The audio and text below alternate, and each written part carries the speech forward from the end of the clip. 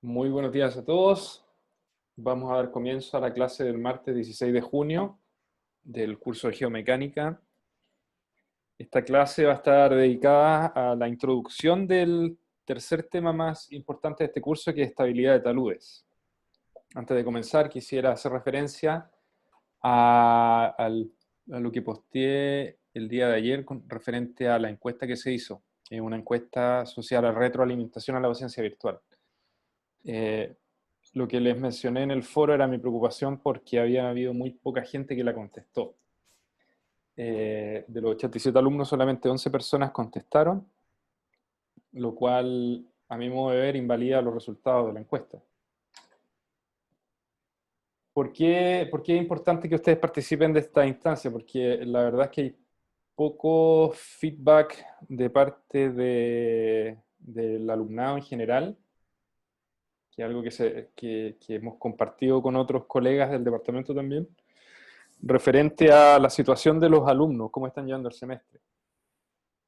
Es bueno que ustedes aprovechen estas instancias que se dan para poder entregar feedback referente a la docencia virtual.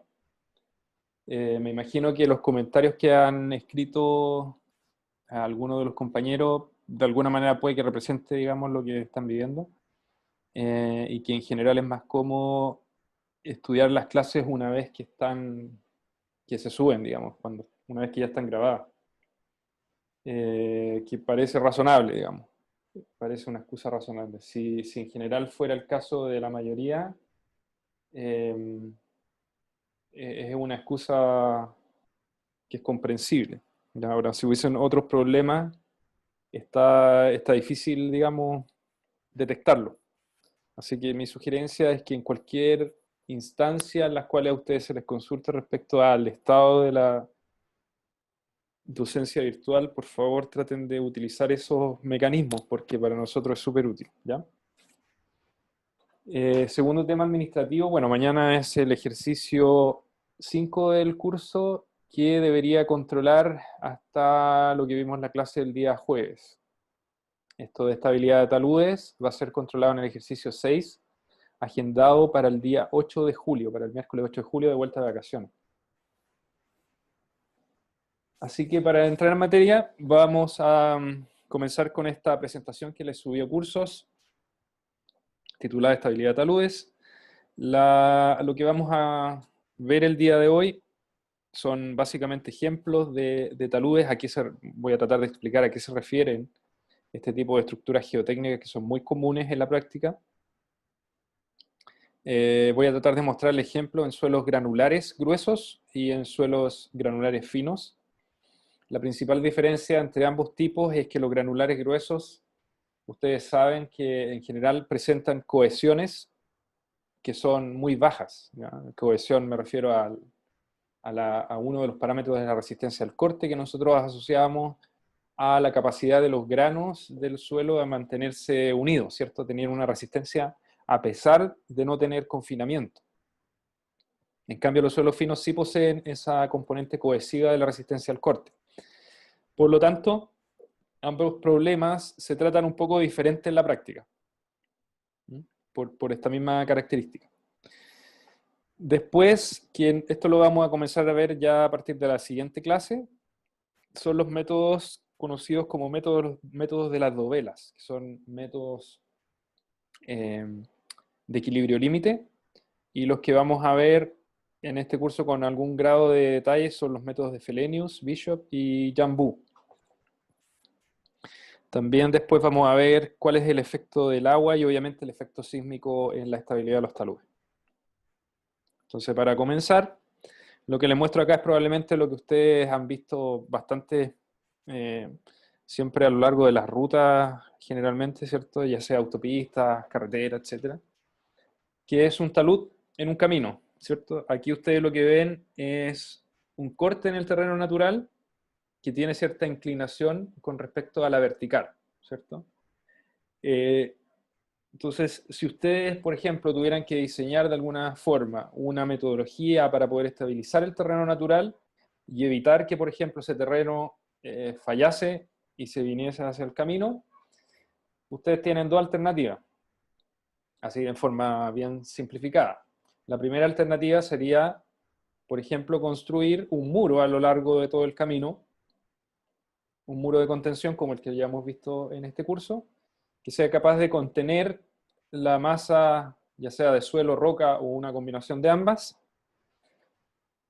contenerlo de tal manera que no se viniese o no fallase hacia el camino, ¿cierto? Eso es una alternativa. Pero naturalmente esa alternativa parece ser costosa, porque materializar un muro, construir un muro, es costoso, ¿cierto? Requiere materiales, movimiento de maquinaria, etc. Entonces, la primera opción que generalmente se baraja ante estas circunstancias es generar un talud. Es decir, un corte en el terreno natural con cierto ángulo de inclinación que por el hecho de reducir de alguna manera la fuerza solicitante hace que el material se mantenga en forma estable, sin la necesidad de generar una estructura de contención. Entonces, este talud que ustedes ven ahí, a simple vista, no sé, puede tener centenas de metros y todo ese material, digamos, se está autosoportando. Autosoportando porque no está estable, ¿cierto? Entonces ahí me ahorro de alguna manera con ese talud la construcción de una estructura de contención. Ahora, en algunos casos podría ocurrir que esos taludes estuvieran conformados por distintos tipos de suelo y a lo mejor algunos suelos necesitarían, por ejemplo, tener algo de contención, ¿ya? Y a lo mejor algunas partes se pueden reforzar, ya sea con muros, con anclajes, con shotcrete, con cualquier tipo de mecanismo o método de estabilización, ¿ya? Pero a grandes rasgos, digamos, esa es la principal característica de los taludes. Generalmente la inclinación de los taludes se mide desde la horizontal, ¿ya? Entonces, en este caso, el talud que ustedes están viendo ahí debe tener algo así como una inclinación. Sí, voy a ver si puedo rayar encima de esta diapositiva. ¿Cierto? Si ese fuera el ángulo alfa con respecto a la horizontal, esto debe tener algo así como quizás 3 es a 2, 3 en la vertical por 2 en la horizontal, o 2 es a 3, 2 en la horizontal, 3 en la vertical. Ya esas son formas de referirse a la inclinación de un talud. Alfa es la inclinación, generalmente se establece en grados, y la otra es referirse a una razón entre la horizontal y la vertical. Entonces acá tenemos 2 horizontales sobre 3 verticales. Esta es una foto que saqué en un camino, entonces no sé exactamente cuál es la inclinación. Pero también es una forma de referirse a la inclinación de los taludes. Lo que tienen acá es también un gran talud, y fíjense que acá no solamente estamos refiriéndonos a taludes en suelo, que es la principal materia de este curso, sino que también nos referimos a taludes en roca, ¿ya? La teoría que vamos a ver, los principios que vamos a ver en este curso también aplican tanto para suelos como para roca. Lo que aparece acá es una carretera en Albania, y lo interesante es que ustedes ven que se está construyendo esta carretera, y ahí ven tanto taludes como sistemas de contención. Entonces, en la parte derecha, digamos, ustedes pueden ver ahí una roca expuesta producto de la materialización de un talud.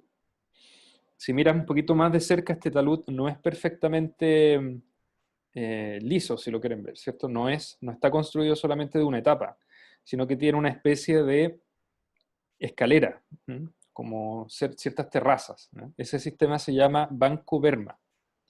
Y lo que hace es tratar de acostar un poquito más el talud global, porque localmente la inclinación de esa superficie puede ser un poco más parada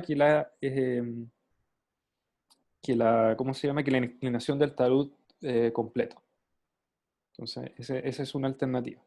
Lo otro que es curioso acá es que donde se está materializando la ruta, ustedes ven que hay un muro de tipo TEM, que es algo que revisamos la clase anterior. Un muro reforzado, mecánicamente estabilizado. Ustedes ahí ven los paneles frontales, ¿cierto? Que también están de alguna manera aterrazados. Y lo interesante es que para poder construir este tipo de estructura, cierto camino, uno necesita una combinación entre cortes y relleno. Y los rellenos se materializan generalmente con algún tipo de estructura de contención y los cortes generan taludes. Entonces, esto que uno ve, por ejemplo, en el curso de topografía, donde a veces, o por lo menos lo que yo recuerdo, era que uno ubicaba más o menos la cantidad de material que tenía que cortar y la cantidad de material que tenía que rellenar. Entonces, la forma de poder estabilizar esos sistemas son a través de estructuras de contención y taludes. Esta vista es del mismo camino, solo que lo interesante acá era notar que habían ciertos tramos que estaban asociados a taludes de roca y otros que estaban asociados a taludes de suelo. El suelo en este caso corresponde a ese material más amarillo que ustedes ven ahí. Entonces, si bien la roca, por ejemplo, se construía en este sistema de Banco Verma, el talud del suelo parece ser un poquito más homogéneo en términos de inclinación. Ya, otro ejemplo de, entre comillas, taludes son, por ejemplo, los que se forman naturalmente en algunas estructuras de materiales granulares, como por ejemplo las dunas. Fíjense que aquí lo que yo he hecho es a una fotografía de una duna, que está sacada en África, me parece. Yo calculé más o menos cuál es el ángulo de inclinación de ese talud. Y utilizando, digamos, las herramientas de PowerPoint, uno puede llegar a la conclusión de que la inclinación es 28 grados, ¿cierto? Entonces, ese ángulo tiene mucho que ver con con el ángulo de fricción en reposo, que se llama. ¿Ya? Es un concepto que no pudimos revisar en mucho detalle en la primera parte del curso, porque esa experiencia generalmente la hacemos en laboratorio. La experiencia en laboratorio consiste en tomar un material granular y depositarlo gravitacionalmente en una superficie. Entonces, cuando uno hace ese ejercicio, que probablemente ustedes lo han hecho con algún tipo de material granular, van a ver que forma una especie de cono. Y ese cono va a tener cierta inclinación. Bueno, esa inclinación está dada por lo que se conoce como ángulo de fricción en reposo. Quiere decir que va a ser un ángulo que va a ser soportado por la fricción entre las partículas. ¿Ya? Ahora, lo curioso de ese ángulo es que, por ejemplo, si yo tuviera esta superficie, una superficie súper lisa, por ejemplo, una superficie de teflón, ¿ya? El teflón es el que se utiliza, por ejemplo, para recubrir las ollas, para que no se pegue la comida. Entonces, si yo pongo un montón de arena, lo pongo y trato de formar un montón de arena con esta forma cónica sobre un material de teflón, lo que va a ocurrir es que las partículas van a tender a deslizar fácilmente sobre esa superficie, lo cual va a generar un ángulo de fricción en reposo que es muy bajo, muy acostado, ¿cierto? Entonces el ángulo que se forma va a ser muy acostado. Si por el contrario yo en vez de utilizar una superficie súper lisa como esa de teflón, utilizara, por ejemplo, papel lija para lijar los muebles o lijar las maderas, ese material, por ejemplo, es muy áspero, tiene granos también, es como una especie de, en inglés se llama sandpaper, porque es un papel con arena. Entonces, esa lija, por ejemplo, si yo la pusiera en la base y pusiera un montón de arena en la parte superior, tratando de formar este conito, es muy probable que ese ángulo de inclinación que forma el material con respecto a la horizontal ahora sea más grande, porque existe mucho más roce entre la superficie y el material granular.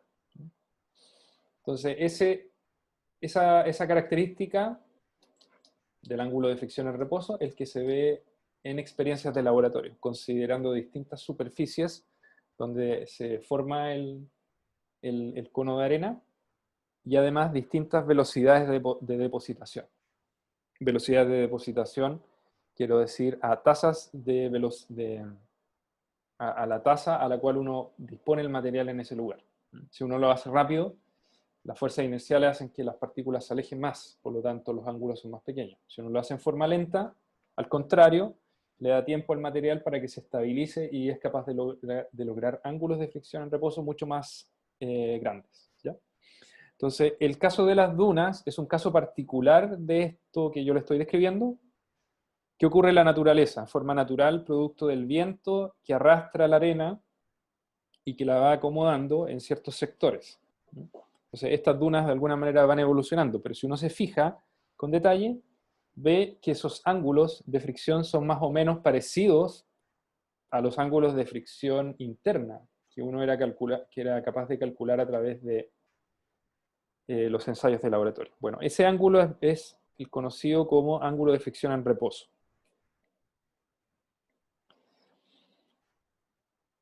Lo que ustedes ven a continuación es una falla en una duna también, una pequeña superficie de falla que se forma producto de que la inclinación del talud es mucho mayor, la inclinación global del talud es mucho mayor que la que admite esta fricción interna del material, ¿ya? Entonces, si yo quisiera un perfil, por ejemplo, de esa duna, vería algo así.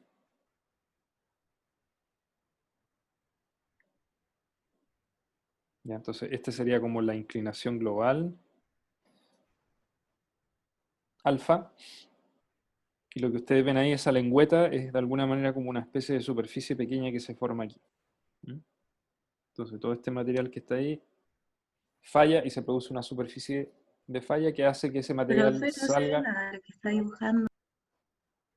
Dame un segundito. Lo que les comentaba era que si uno mira una sección transversal del talud que se forma en esta duna, ustedes van a tener un talud global alfa y en la parte superior un pequeño deslizamiento que está asociado a una superficie de falla que se forma. Fíjense que cuando uno lo mira de frente se ve como una especie de, como una cuchara que uno estuviera sacando, ¿cierto? Pero si uno lo mira lateralmente, una especie de círculo. Esta de acá es una superficie de falla. Ahora, si ustedes miran al lado de esa superficie de falla que se está mostrando, existe como una superficie de falla previa que se formó, que estoy destacando ahí en línea segmentada, que por efecto del viento se ha ido suavizando de alguna manera. Entonces, naturalmente el viento lo que hace en este caso es modificar la inclinación del talud y cuando la resistencia de los materiales no es capaz de soportar esos ángulos, se van generando pequeñas fallas que hacen que globalmente el talud se vaya acostando. Entonces ese ángulo alfa que ustedes están viendo ahí, si por alguna razón llegara a crecer, producto del viento, por la erosión, por el transporte de material granular, cuando el material ya no puede resistir más, se producen estas pequeñas fallas que hacen que el talud global completo alcance un ángulo alfa un poquito más tendido. Tendido quiere decir acostado, o más pequeño. Entonces estos sistemas solo se van de alguna manera autoajustando de manera tal que la resistencia al corte sea compatible con esos taludes. Son sistemas naturales. Bueno, lo que ocurre en sistemas ingenieriles es que uno trata de evitar estas situaciones donde ocurren fallas. Entonces trata de diseñar estos taludes con inclinaciones tales que no se produzcan esas superficies de falla. A uno, la verdad, le interesa que, dado que, por ejemplo, el talud que les mostré al principio, que está en una carretera, lo que le interesaría es que no fallara, porque si fallara podría comprometer la seguridad de la gente que está circulando por el autopista. Entonces, la pregunta que nosotros hacemos en esta parte del curso es cuáles son las metodologías que puedo utilizar para poder diseñar apropiadamente los taludes, considerando una inclinación que me dé cierto factor de seguridad, ¿no? Un concepto muy parecido al que se utiliza en muro de contención. Entonces es interesante notar que uno podría, por ejemplo, simplificar el problema de estabilidad de taludes a encontrar una superficie de falla y analizar qué tan estable es ese sistema basado en esa superficie de falla potencial. Eso es algo que tienen que tener en mente porque lo vamos a ver, lo vamos a seguir viendo a lo largo de esta parte del curso. En el caso de muros de contención, por ejemplo, nosotros veíamos que para poder analizar la estabilidad de un muro de contención, podíamos utilizar la teoría de Coulomb, que era una teoría que utilizaba un hecho físico que se observaba, y era que cuando un muro de contención fallaba, se generaba una cuña de falla. Y esa cuña se formaba a lo largo de una superficie de falla también. Entonces, en ese tipo de problemas, como el muro de contención, también existen mecanismos de falla, y lo que se hace para poder diseñar es tratar de analizar esos mecanismos de falla y ver cómo uno los puede racionalizar para encontrar una metodología como por ejemplo la que propuso Coulomb. En este caso pasa lo mismo.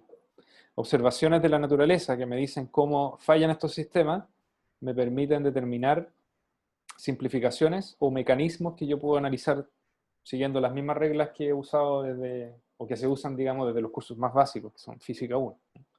Entonces acá pasa exactamente lo mismo. Una falla de este tipo, como la que les muestro ahí, uno la puede simplificar y decir, mira, esto corresponde a una superficie de falla y yo podría, por ejemplo, analizar el equilibrio de fuerzas sobre ese sistema y ver o comparar, por ejemplo, las fuerzas solicitantes y las fuerzas resistentes. De ahí nacen muchos de los análisis que vamos a ver a lo largo de esta sección del curso. Aquí hay otro ejemplo de un ángulo de fricción en reposo, y este es un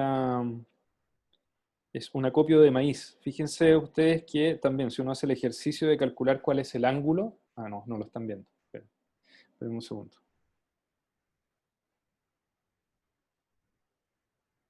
Ahí sí. Lo que ustedes están viendo acá es un acopio de maíz. Fíjense que también acá, en este caso, se pueden calcular ángulos de fricción en reposo, que son más bajos que en el caso anterior. En el caso anterior, en la duna, por ejemplo, eran 28 grados, acá yo calculé 22. ¿Por qué parece ser un ángulo más tendido que en el caso anterior? Es porque si ustedes se fijan en el proceso de depositación de partida, esto se está depositando de la parte superior, con cierto nivel de energía, y los granos se van moviendo a lo largo de la superficie hasta que se acomodan. El tema es que estos granos, como son maíz, son más redondos, no son tan rugosos en su superficie. Por lo tanto, hasta llegar a estabilizarse es más o menos difícil, no es como en el caso de las arenas, que pueden tener granos que son más angulosos, por ejemplo, más rugosos, que se van quedando en el camino atrapados por fricción con sus compañeros. Aquí es más difícil lograr ese nivel de estabilidad, por lo tanto los ángulos son más tendidos. El concepto en todo caso es muy parecido a lo que vimos en el caso anterior.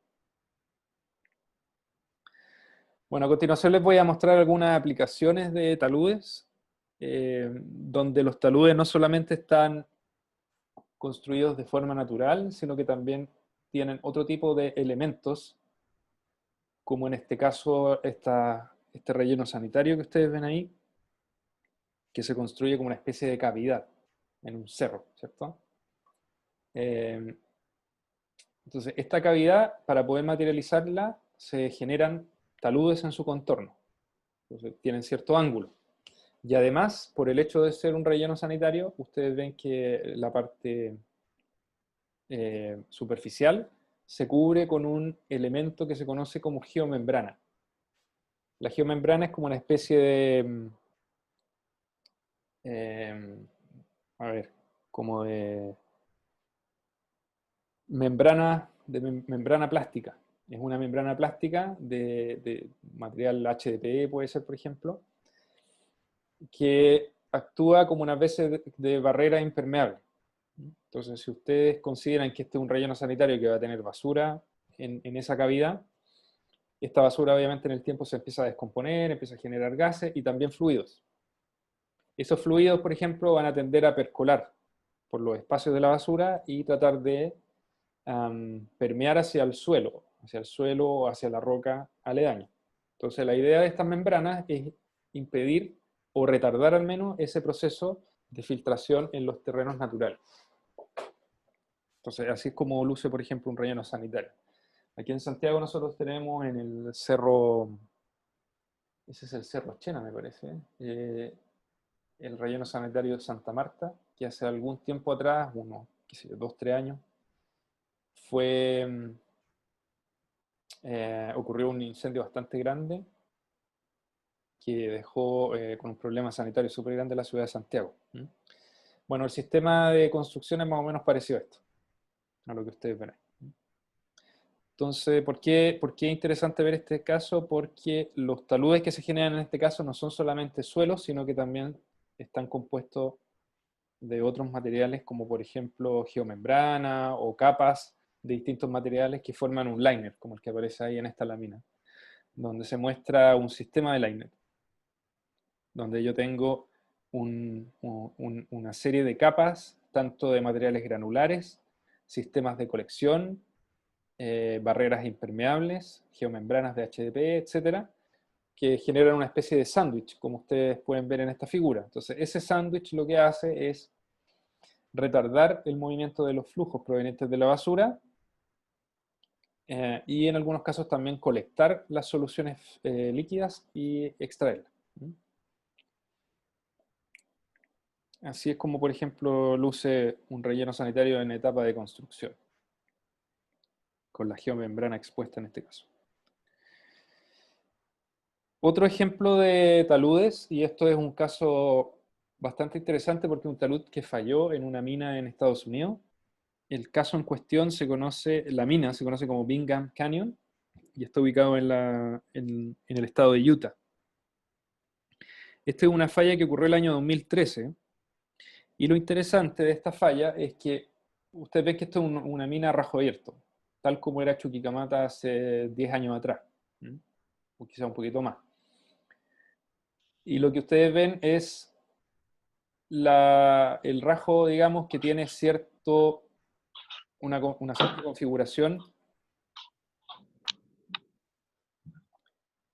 configuración, de Banco Verma. Banco Verma, eso ya lo he repetido por segunda vez a lo largo de esta presentación.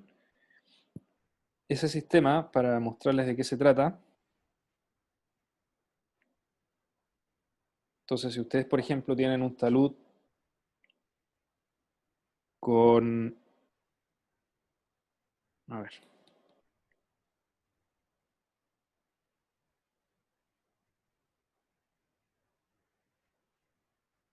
Imagínense que este perfil que estoy dibujando tiene una cierta inclinación alfa, ¿ya? Y la altura del talud es h.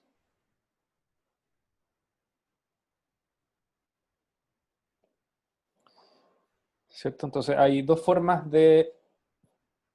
bueno, hay varias en realidad, pero una de las formas de poder definir ese talud es como lo que está aquí, ¿cierto? En forma continua definir una superficie que tenga esa inclinación, o una alternativa sería, por ejemplo, hacerla como una serie de escalones, partiendo desde la base, por ejemplo, algo así.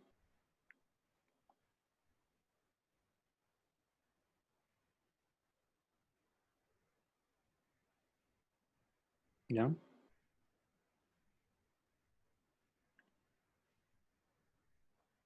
Ups, no sé si me quedó muy bien, pero espero que se entienda la idea. Ya, así, por ejemplo.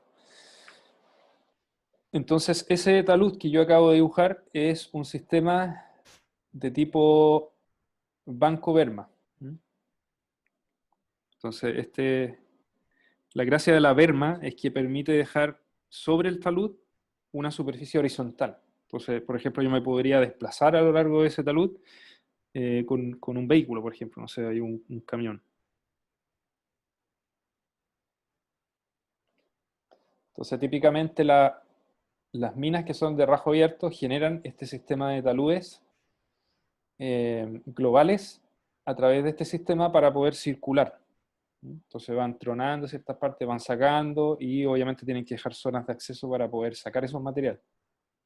Entonces globalmente el talud tiene una inclinación alfa, efectivamente, pero está construido con taludes locales que son un poquito más empinados. Porque si yo, por ejemplo, me fijo en el talud de cada uno de ellos, podría tener una inclinación beta un poquito más parada. Entonces lo que se hace en estos casos es verificar tanto la estabilidad local de esos bancos, sistema de banco, PERMA, y además la estabilidad global, es decir, como que fallara como una gran superficie de falla. ¿Ya? Lo que les muestro en esta lámina es más que una falla local, es una falla global que comprometió todo el talud completo.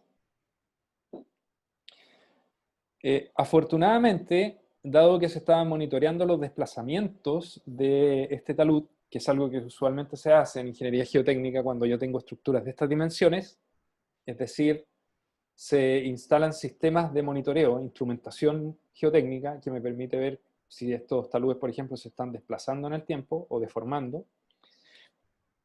Y lo que ocurrió es que efectivamente se midió una deformación del orden de 5 centímetros por día. Entonces se activaron los sistemas, los protocolos de emergencia en este caso, dado que esa deformación era un poco mayor que la permitida, los umbrales definidos por la mina, y 10,5 horas antes de la falla se desalojó a todo el personal. O sea, ya no hubo, separaron la operación, sacaron a la gente de los sectores comprometidos, y a las 11 de la mañana del día 11 de abril del 2013 se produce la falla. Entonces una falla súper grande y espectacular. Aquí no se nota muy bien, pero la lámina que les voy a mostrar a continuación, a ver, esta de acá. Esta lámina que les estoy mostrando muestra las dimensiones de la falla. Esos camiones que se ven ahí que parecen camiones de juguetes son estos típicos camiones gigantes que uno ve en las minas. Entonces, para que noten más o menos las dimensiones de la falla, o sea, una cosa gigante. Ahora, si uno va, por ejemplo, al detalle de la falla, que es lo que aparece en esta lámina de acá, ustedes ven nuevamente que esto genera una superficie de falla. Igual que en el caso que les mostré esta duna donde se formaba como una especie de lengüeta, una lengüeta superficial, aquí se formó una misma superficie de falla, pero mucho más profunda.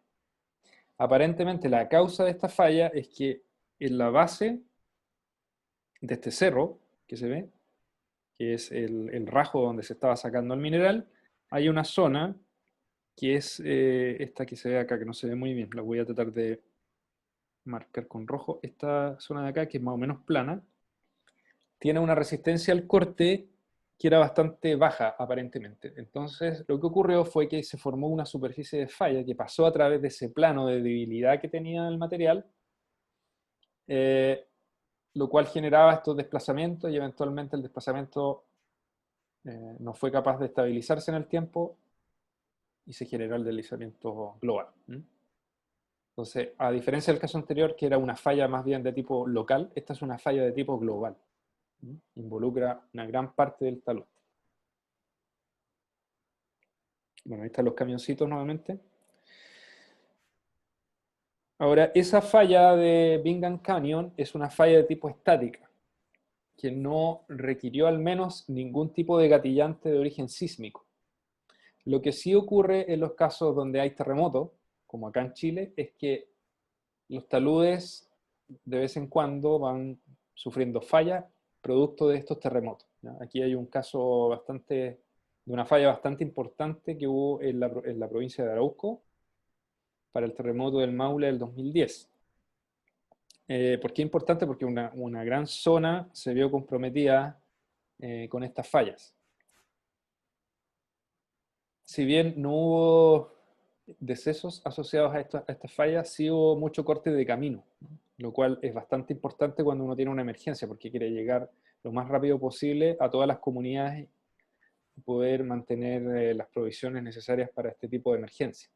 Entonces, ese tipo de fallas en nuestro país son bastante relevantes. Y el análisis de esas fallas muchas veces se hace con análisis de tipo pseudostáticos, como el que vimos en el caso de los muros de contención, ¿cierto? Donde se incorporan en los análisis de fuerzas de tipo inercial, que se conocen como pseudoestáticas. Así como les mencionaba que toda esta teoría, digamos, se puede aplicar para taludes que están en suelo, también pueden aplicar al caso de taludes en roca.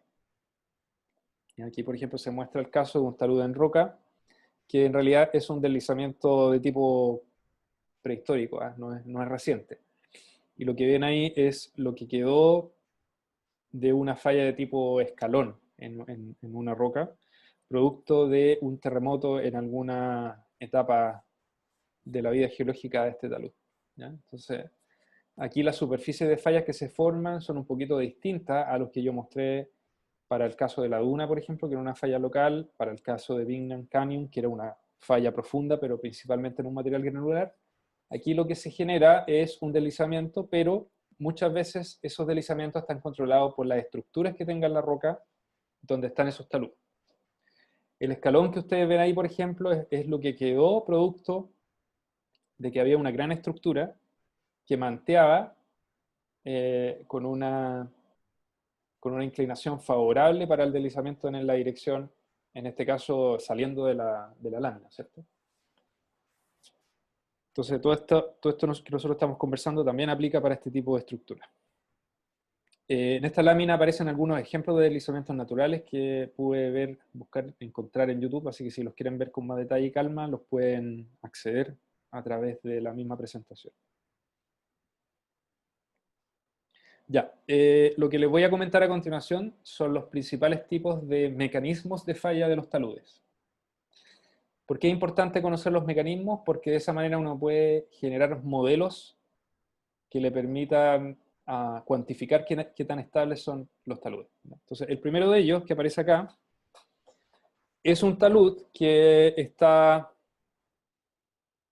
en un suelo, digamos, que ustedes ven ahí que está caracterizado por estas rayitas horizontales, pero resulta que hay un plano de falla que está representado por una capa fina de un suelo que no es tan competente.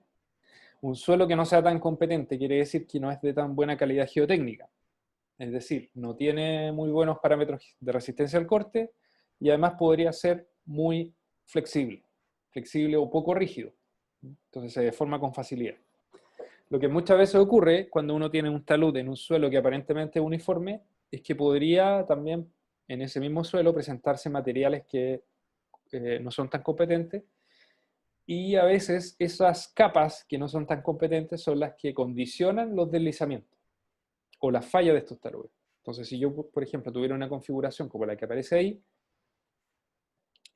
podría eventualmente tener un deslizamiento en torno a esa capa fina. El problema de esas capas finas es que es muy difícil detectarla desde la superficie. Aquí aparece clara porque yo estoy haciendo un corte transversal del talud. Pero cuando uno trabaja en la investigación geotécnica, por ejemplo, para poder hacer este tipo de proyectos, no siempre es capaz de detectar estas capas tan pequeñas que controlan tanto la estabilidad. O sea, sin ir más lejos, si uno, por ejemplo, se para aquí, por ejemplo, y mira el talud, no sale. Si uno se para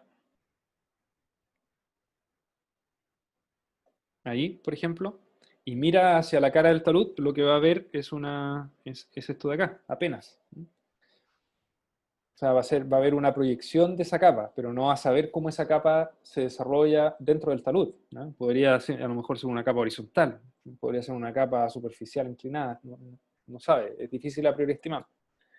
Entonces, esa es la gran dificultad de este tipo de materiales y yo diría que una de las grandes fuentes de errores que podrían tener el cálculo de estabilidad son que hay muchas estructuras dentro del suelo en el talud que uno no conoce.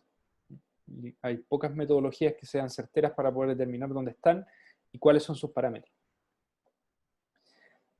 Ya, la segunda que aparece en la lámina, que es la B, es asociada a aquellos casos donde se tiene un suelo, como el que ahí se menciona como stiff soil, que en realidad yo creo que no debería ser stiff soil, sería más bien un soft soil, pero no importa, supongamos que es un suelo nomás. Y bajo ese suelo, bajo el nivel de terreno, existe un suelo que es mucho más duro. Ahí sí que se denomina como stiff soil. Este de acá, ese sí que está bien. Y podría ser un suelo duro o una roca meteorizada. Lo importante es que sea un material lo suficientemente distinto al otro, de tal manera que se genere un contraste fuerte de resistencias y de y de rigideces, ¿ya? Entonces lo que ocurre en estos casos, por ejemplo, es que a veces se materializan fallas como las que se muestran acá. Se forma una superficie de falla que parte de la parte superior del talud, se va o evoluciona a través de la interfaz entre ambos tipos de suelo, que es lo que estoy marcando en rojo en la base, y sale por el pie del talud. Un poco de nomenclatura. Esto de aquí, que en la parte superior se conoce como el coronamiento del talud, y este se conoce como el pie del talud. Entonces aquí, fíjese, la falla se produce desde el coronamiento hasta el pie, pasando por esta superficie rígida. Entonces también es un mecanismo que una vez tiene que verificar cuando sabe que tiene esa condición, que abajo hay un suelo más rígido que el de arriba. El tercero es una falla que se podría considerar como particular del tipo 2, solo que muchas veces cuando uno hace un análisis de estabilidad, resulta que la superficie más desfavorable, que esto quizás no lo van a entender ahora, pero se lo voy a explicar con más detalle a continuación, ¿no? Cuando pasemos a la parte del método de las dovelas. Pero resulta que muchas veces los taludes fallan y fallan precisamente aquí en el pie. Y es una falla que parte del pie y se propaga hacia arriba hasta la parte superior del coronamiento. Entonces, si bien el suelo es homogéneo, de todas maneras se pueden formar en estos suelos homogéneos superficies de falla de ese tipo. La falla D es un caso particular del anterior, solo que la falla no parte precisamente en el pie, sino que parte un poco más arriba, en el talud. Por eso se llama un deslizamiento de talud. Y la superficie se genera, digamos, hasta el coronamiento. Lo que nosotros vimos en el caso de la duna, era una falla un poco más arriba, pero también formada en el talud, ¿no? Entraba y salía en el talud, una cosa así. Son del mismo tipo, se conocen como fallas de deslizamiento en el talud. Bueno, los que aparecen acá son un poquito distintos. La letra E se denomina una falla de flujo. ¿Ya? Generalmente son quizás más raros ese tipo de deslizamientos, salvo que sea que el material se comporta en forma no drenada y a lo mejor pueden ser deslizamientos asociados a licuación, cosas por el estilo. El F, que es una falla de bloque, ocurre en aquellos casos donde efectivamente se puede formar, como en esta configuración, que es una configuración súper particular, donde yo tengo aparentemente un río en la parte izquierda y un lago en la parte derecha, producto de que hay una pequeña pendiente en la base del material que queda entre ambos cuerpos de agua, se puede generar un deslizamiento a lo largo de esa superficie, ¿ya? Entonces, para que ocurran esos casos, que me parece que un caso hace poco en Noruega, bastante espectacular, en que se formó una especie de falla de bloque que deslizó a lo largo de una superficie y empezó a moverse de tal manera que entró al mar, digamos, destruyendo todo lo que estaba sobre ese bloque. Me refiero a que todo lo que se veía en el video estaba aquí arriba, ¿no? Estas casitas que yo estoy dibujando. Entonces, si bien fíjense que eso no es propiamente un talud como los que hemos estado viendo hasta ahora, de todas maneras se puede analizar, digamos, considerando estas superficies de falla. Ya, lo que vamos a ver a continuación son causas, ¿por qué fallan los taludes? Y nuevamente aquí la idea es tratar de encontrar mecanismos que uno pueda evaluar, ¿cierto? O más bien, conociendo los mecanismos, uno puede saber si es que lo que está haciéndole a un talud en forma natural como antrópica puede comprometer o no su estabilidad. Entonces, lo primero, que es lo más esencial, es que siempre la estabilidad de un talud va a ser inversamente proporcional a su inclinación. Es decir, si un talud es súper acostado, eso probablemente va a ser mucho más estable que un talud en el mismo suelo, pero con una inclinación mayor. Entonces, lo que se muestra acá en la lámina, en la figura A, es que si yo originalmente tengo la superficie que sale en línea segmentada, si por alguna razón ya sea por erosión o porque yo mismo con maquinaria estoy haciendo que el talud sea más inclinado, eso me puede gatillar una falla si yo no lo diseño apropiadamente. Entonces, pero siempre, siempre, siempre que yo hago un talud más empinado, eso va a tener una menor estabilidad. Entonces, siempre hay que tener mucho ojo en que la intervención de los taludes sea de tal manera que yo me asegure que a pesar de la intervención que estoy haciendo, mantenga los factores de seguridad que se me pide que mantenga. ¿Ya? El segundo es cuando, por ejemplo, un talud está expuesto a ya sea marea, flujos de cualquier tipo. Eso puede generar erosión de algunas zonas. Entonces aquí hay una erosión local que se muestra como scour zone. Y lo que hace esa zona de erosión es que la parte superior del talud se empieza a empinar nuevamente. Aquí también hay un problema de que el talud se hace más empinado. Por lo tanto, esa zona también se podría hacer más inestable, lo cual puede generar un deslizamiento. Entonces, en este caso, que el talud se haga más empinado es producto de la socavación que existe producto del flujo. ¿Ya? Scour me parece que la traducción correcta es socavación. Es erosión, socavación. Otro de los casos más comunes que comprometen la estabilidad de un talud es el que estoy mostrando acá en el punto G. Un segundo que está cargando.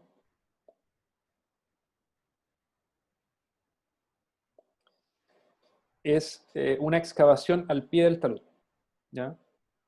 Entonces ahí ustedes originalmente tenían un nivel de terreno, que estoy marcando en línea roja segmentada, y se materializa una excavación al pie del talud. Entonces lo que ocurre en ese caso es que si bien parece ser que la inclinación global del talud se mantiene, la altura aumenta. Entonces por aumentar la altura del talud podría haberse comprometido también la estabilidad. Las fuerzas solicitantes podrían ser mayores que la resistente. También es una situación que hay que tratar de evitar. El C es producto de lluvias, ¿ya? Siempre recuerden que cuando hay agua y hay flujo, los materiales granulares no se comportan tan bien porque aumentan las presiones de poro. Y al aumentar las presiones de poro, los esfuerzos efectivos disminuyen. Entonces, en este caso, si hay grietas en el talud y llega a haber lluvia, puede haber flujo.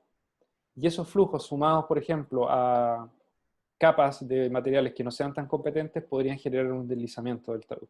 ¿Ya? En ese caso se formaría una especie de falla de bloque. Falla de bloque, como la que voy a dibujar a continuación en línea roja segmentada.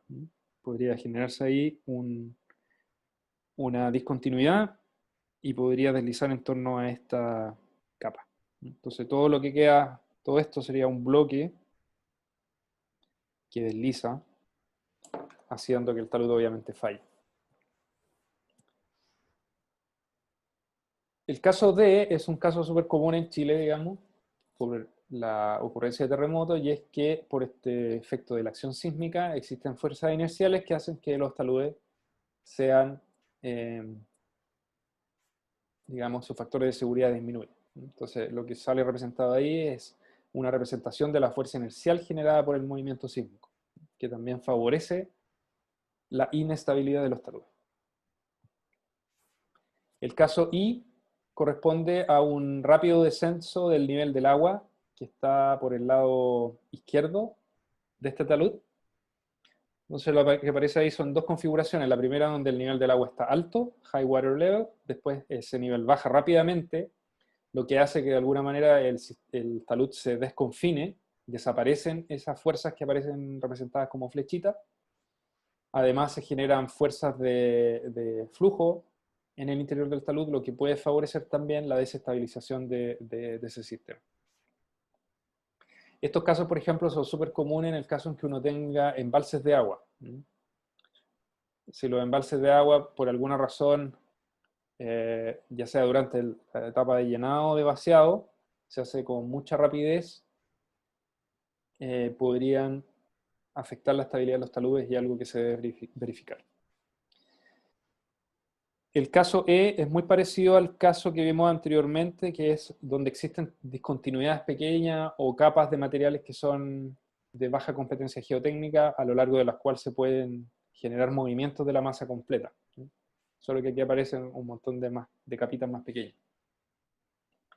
El caso F también es un caso súper común, que es cuando uno aumenta la sobrecarga en el coronamiento de los taludes. Es decir, en esa zona donde aparecen las flechitas, imagínense como que se ha construido algo, un edificio, una casa, cualquier cosa que aumenta la es equivalente a una sobrecarga sobre esa zona. Eso también compromete la estabilidad de los taludes y se debe verificar apropiadamente que los factores de seguridad sean apropiados considerando esos niveles de sobrecarga. Por último, y esto es un caso esquemático de los suelos de tipo residual, los menciono porque en otros países o en zonas de nuestro país donde hay muchas lluvias, generalmente se encuentran perfiles de suelos residuales, es decir, estos son materiales que originalmente eran roca, pero producto de la meteorización eh, asociada a la interacción entre estos materiales y el medio ambiente, ya sea lluvias, cambios de temperatura, etc. Las partes más superficiales de estos materiales se empiezan a transformar en suelo, ¿ya? Y a medida que uno se va en profundidad, cada vez ese proceso de materialización es menos evidente, hasta que finalmente uno llega a una zona en que se podría considerar como roca. Entonces empieza como suelo la superficie, si uno va hacia el interior de ese material, va viendo que después se transforma como una especie de roca meteorizada, ¿cierto? Y si uno se va más profundo ya puede llegar a tener roca un poco más intacta, ¿cierto? Entonces lo que pasa en esos casos es que uno podría encontrarse con esta configuración en la cual uno tiene una base rígida y un suelo en la parte superior. Entonces, los deslizamientos muchas veces en esos tipos de materiales ocurren como una falla de bloque, como lo que se muestra ahí. En el caso 1 que estoy marcando, que no se ve,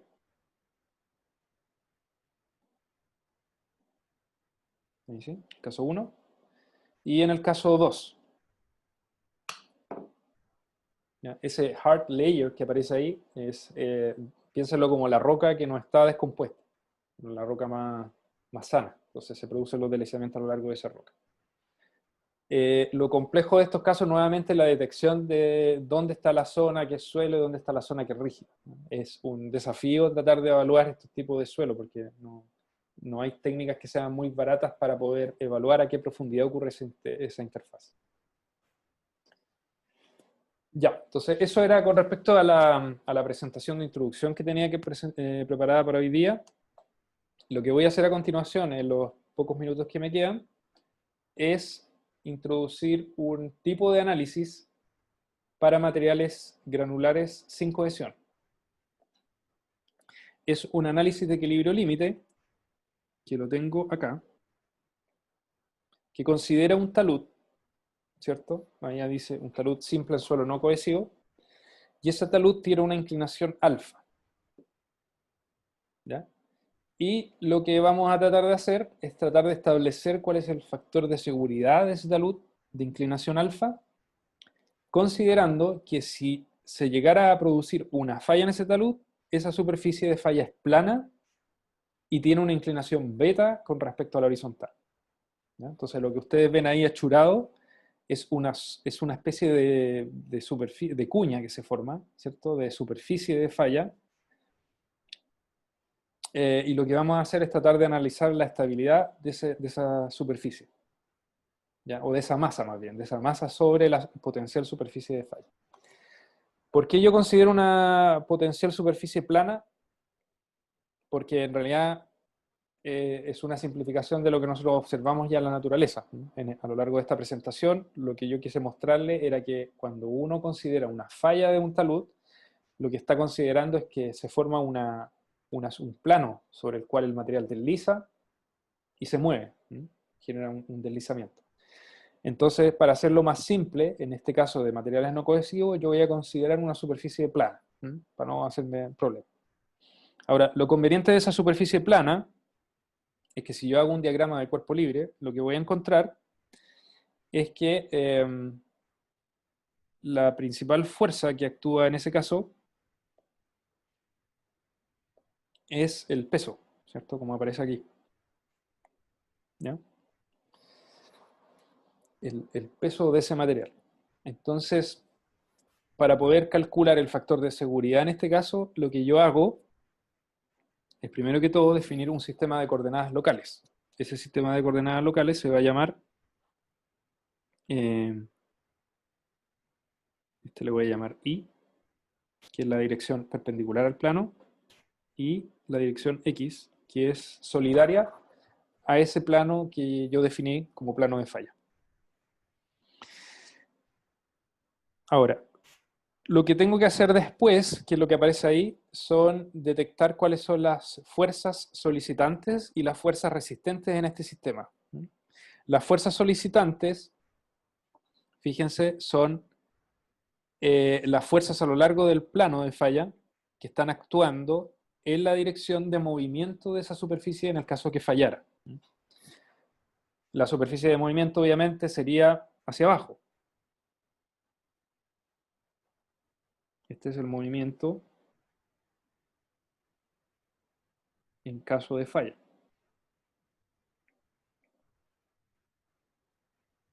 Entonces, si yo me fijo en cuál es la fuerza que se ejerce a lo largo de esa superficie, o más bien descompuesta en el eje X, que está favoreciendo el movimiento, que en este caso yo le llamo fuerza solicitante, llego a la conclusión que es una parte del peso, que es el peso por el seno de beta, que sería la componente del peso proyectada sobre ese plano, este que está acá. Esto es omega seno de beta. La fuerza resistente ahora sería la fuerza de roce que se genera en la base, que está asociada al ángulo de fricción interna del material, que es el único parámetro resistente que tiene ese material. Recuerden que estamos en una condición en la cual solamente tenemos que el material tiene un ángulo de fricción interna, por lo tanto la cohesión es nula, ¿ya? Alejandro pregunta, en el caso que exista una carga sobre el coronamiento, ¿cómo lo analizamos para verificar la inclinación de los taludes? Si tuvieran una sobrecarga, digamos, sería un caso particular de este, es decir, yo tendría que sumarle aquí arriba una sobrecarga Q. ¿Ya? Eso se puede hacer analíticamente. Lo que sí tendrían que hacer es la fuerza resultante producto de esa sobrecarga la tendrían que proyectar también en X y en Y, ¿cierto? Van a tener una fuerza que es solicitante a lo largo del eje X y una componente que sería también normal. Normal. Y esa normal multiplicada por la tangente phi va a ser la fuerza resistente. ¿Ya? Entonces, lo que estamos haciendo acá es exactamente análogo a lo que sería un bloque sobre una superficie, donde ese bloque tiene un coeficiente de fricción en la interfaz con la superficie y yo estoy moviendo el bloque. Aquí exactamente lo mismo, solo que la forma es un poco distinta. Entonces la fuerza resistente va a ser la normal por el tangente phi, donde la normal en este caso es la otra componente del peso, es decir, el peso por el coseno de beta. ¿Ya? Ahora, la definición de factor de seguridad, que ya sabemos que la hemos utilizado en el caso del diseño de muros de contención, también aplica para el caso de taludes.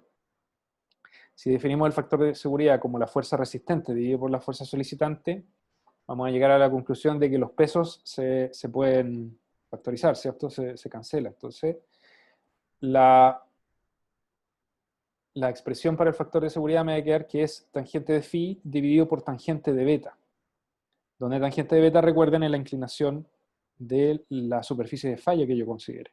¿Ya? Ahora, esta expresión que es muy simple, fíjense, tangente de phi, donde phi es el ángulo de fricción interna del material del talud, beta es el ángulo de inclinación de la superficie de falla. Yo la puedo, en el fondo es una expresión que depende de beta. O sea, la puedo escribir así, digamos. Parece obvio, pero les voy a explicar por qué.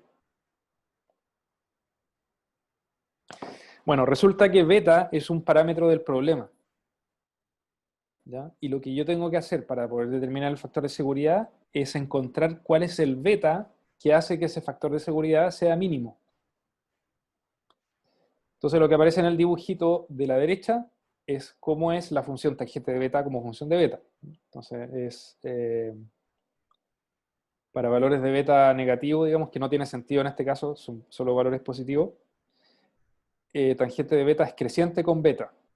Entonces eso quiere decir que por el hecho de ser una función creciente, y además considerar que los valores de beta tienen sentido entre 0 y alfa solamente. ¿Por qué entre 0 y alfa? Porque recuerden que alfa es la inclinación del talud. Yo no puedo tener un beta mayor que alfa. Eso quiere decir que la superficie de falla saldría fuera del talud, lo cual no tiene sentido. Entonces, dado que la función tangente de beta es creciente y yo voy a evaluar beta entre 0 y alfa, y como además el factor de seguridad es inversamente proporcional al tangente de beta, eso quiere decir que el mínimo factor de seguridad yo lo voy a tener para el máximo tangente de beta. Y el máximo tangente de beta se alcanza para un ángulo igual a alfa. Entonces, lo que aparece aquí al final es que, es un resumen de lo que acabo de explicar, que dice que el factor de seguridad beta mínimo es cuando yo evalúo beta igual a alfa. Por lo tanto, el factor de seguridad de ese talud va a ser tangente de phi partido por tangente de alfa. Esta expresión, que es súper simple, que vimos que para poder entenderla no se necesita nada más que entender un bloque deslizante sobre un plano inclinado, nos dice que la forma más simple de determinar el factor de seguridad para este tipo de materiales es la tangente del ángulo de fricción interna dividido por la tangente de su inclinación. ¿Ya? Entonces, si por ejemplo yo tengo un ángulo de fricción interna de 30 grados y tengo un talud que tiene una inclinación de 28, ¿cierto? Entonces, tangente de 30 dividido por tangente de 28 es el factor de seguridad del talud. Esta expresión supone que yo no puedo tener ángulos de inclinación alfa mayores que phi, porque eso significaría que tengo un factor de seguridad menor que 1. Y un factor de seguridad menor que 1 me está indicando que el talud no es estable. ¿Ya? O sea, al menos debo considerar que el factor de seguridad mínimo, o el que se conoce como el factor de seguridad límite en este caso, es un factor de seguridad igual a 1, el cual se obtiene para ángulos de inclinación de talud alfa igual al ángulo de fricción interna. ¿Ya? Entonces, esta pequeña fórmula es súper útil en la práctica porque uno puede estimar rápidamente qué tan estable es un talud en un material granular cuando yo conozco el ángulo de fricción interna de ese material. Bueno, vamos a dejar hasta acá la clase del día de hoy. La próxima clase voy a retomar con este mismo problemita, solo que ahora incluyendo una fuerza pseudostática. Y vamos a ver el caso de un talud en un talud sumergido, ¿ya? Que son los casos como más típicos que uno se puede encontrar en la práctica, para los cuales hay soluciones relativamente fáciles. Entonces eso lo vamos a ver la próxima semana y vamos a comenzar también con el método de las dovelas, que eso nos va a tomar un poquito más de tiempo, pensando es que va a ser el método que van a utilizar para la tarea que tienen que entregar a la semana 15 del curso. César tiene la mano levantada, te voy a dar la palabra, César. Sí, profesor. Buenos días. Buenos días. Quería consultar sobre el ejercicio de mañana. Uh-huh. No sé si va a servir un poquito al auxiliar o... Porque yo no encontré muchos ejercicios de muro flexible, entonces mi duda es como si va a hacer énfasis en eso o no. Sí, el ejercicio, gracias por la pregunta, el ejercicio de mañana va a estar enfocado en el efecto del agua en muros de contención y en calcular, hacer análisis pseudostático, ¿ya? Utilizando la formulación de Coulomb. No creo que haga preguntas específicas de muro flexible y muro mecánicamente estabilizado, ¿no? Eso quizás lo podemos ver.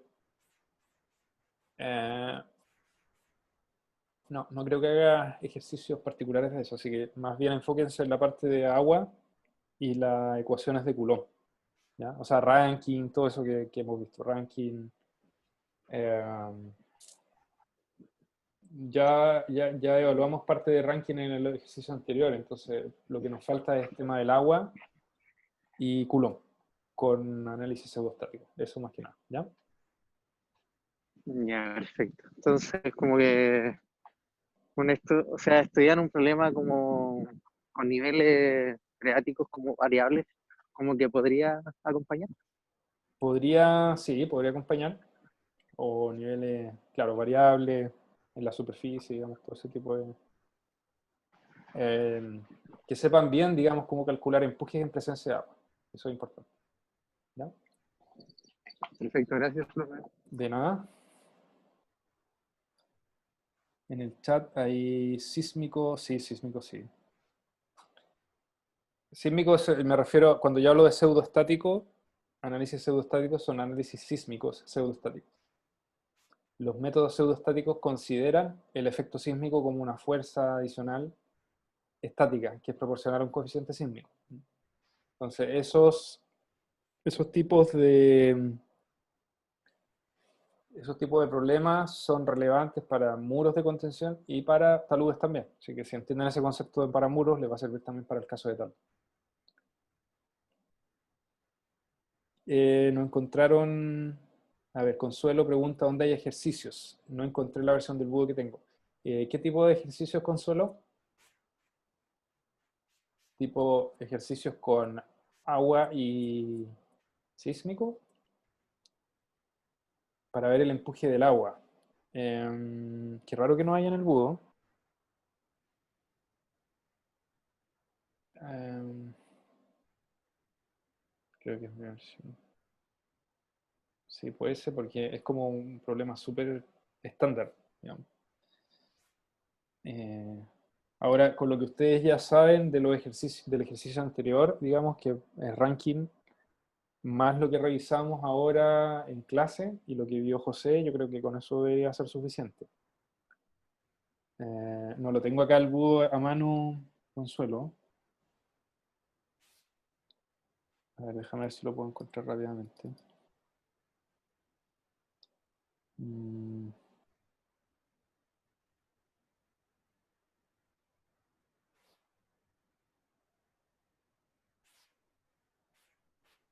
no, lo tengo así como a simple vista.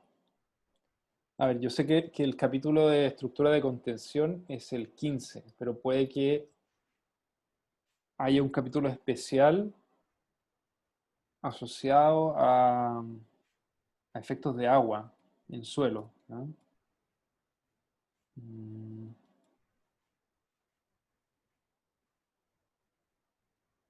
A ver, pero lo importante es que traten de entender los conceptos que vimos en clase. Yo creo que si entienden bien eso, debieran ser capaces de resolver sin problema el ejercicio.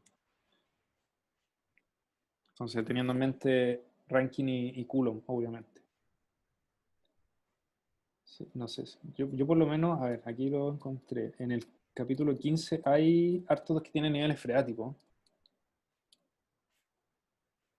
Mm, Capítulo 15, ¿ya? Así que denle una mirada. Si no encuentran nada, eh, a ver, después viene Slope Stability, que es el 16, que es lo que estamos viendo ahora. No, yo creo que en el capítulo 15 debería estar todo. Sí, porque después ya se acaba el libro. Así que revísenlo. Pero debería ser con lo que hemos visto en clase, lo que ustedes ya saben del ejercicio anterior, lo que hizo José, con eso debería bastarle, ¿ya? ¿Alguien más tiene dudas?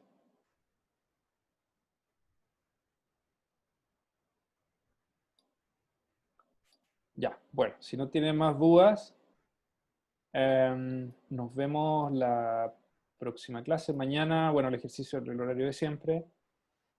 Si alguien tiene problemas para entregar el ejercicio en los horarios establecidos, me puede escribir.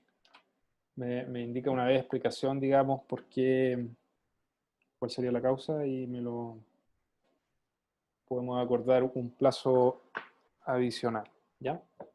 Como lo hemos hecho hasta ahora. Así que bueno, que les vaya muy bien y nos vemos el próximo jueves.